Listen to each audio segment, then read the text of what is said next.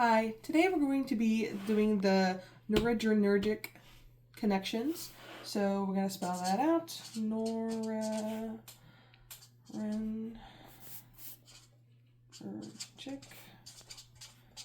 connections, or the projects. Since we're looking in the brain again, we need our dorsal, ventral, our anterior, and our posterior sections. So then we have our three sections of the brain. We have the midbrain in the middle, hindbrain in the bottom, and the forebrain on top.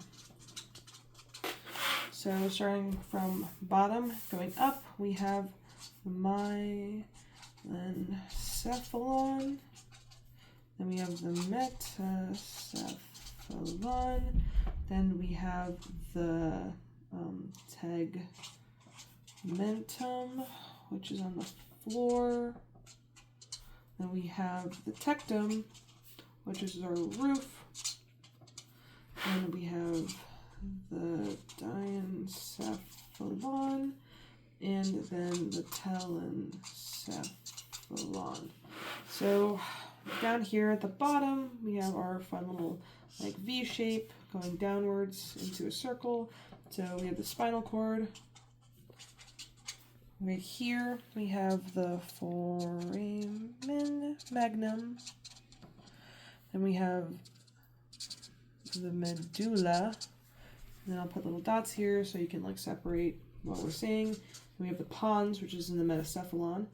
And the big fluff, which is the cerebellum.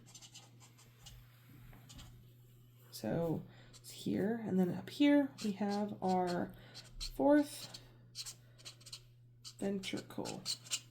Okay.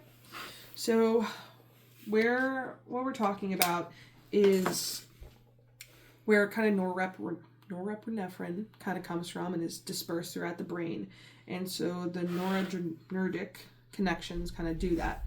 So starting off, we need to figure out where they're actually going. We need those set up because I kind of set up part of it, but not all of it. So we have these two blue dots around the fourth ventricle, still on the floor of the tegmentum, which are the locus ceruleus. Hold on, I forgot an O there. And an A. There we go.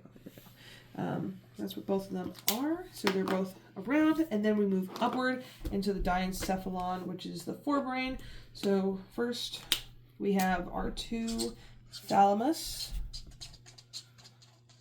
and then we have our hypothalamus, which is our fun triangle, hypothalamus, and last but not least, our fun little pituitary, which I meant to put that in blue, not black. Pituitary. And so then we have these connections actually occurring. So they start actually at the dorsal side of the pons, which I probably should have put an S on. Pons.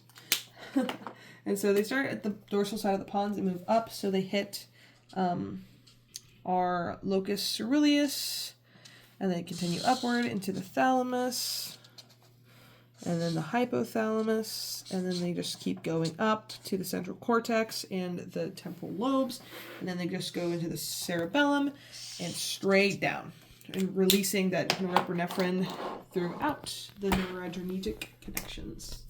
That is all. Thank you.